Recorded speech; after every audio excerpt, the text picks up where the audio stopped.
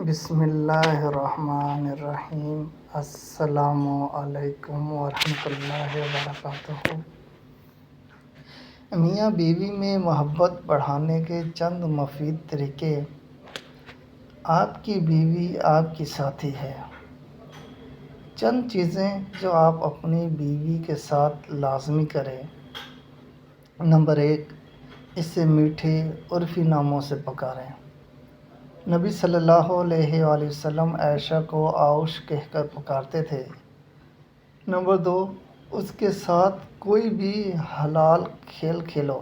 نبی کریم صلی اللہ علیہ وآلہ وسلم عائشہ کے ساتھ دوڑ لگاتے تھے، اور جب شوہر اپنی بیوی کے ساتھ کھیلتا ہے تو اللہ اس سے محبت کرتا ہے۔ نمبر 3، اس کے ساتھ حسن سلوک کرو۔ اس کو ہر وہ چیز پیش کرو جس سے اس کا دل آپ کی طرف نرم ہو جائے۔ عرفات میں آخری خطبہ میں نبی کریم صلی اللہ علیہ وسلم کی طرف سے یہ انتباہ ہے۔ نمبر 4، اس کے لیے تحائف خریدیں، بعض اوقات ٹافی ہی کیوں نہ ہو۔ انہیں ایک بچے کی طرح سلوک کرنا پسند ہے۔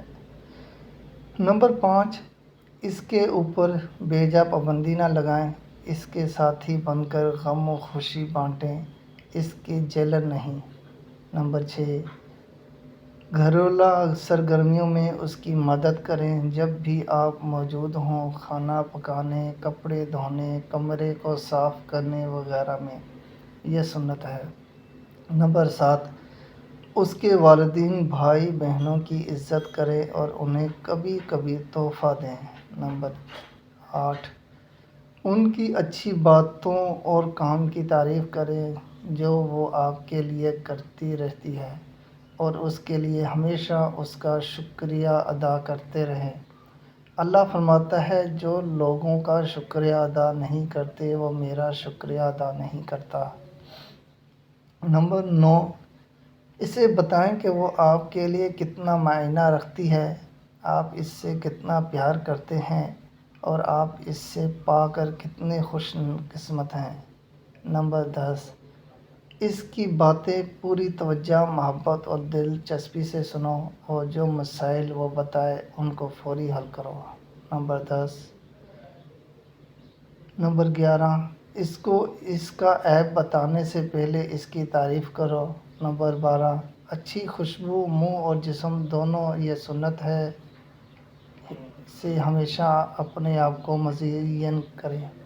نمبر 13، جب کبھی آپ ساتھ ہوں تو اس کے ساتھ گفتگو کریں۔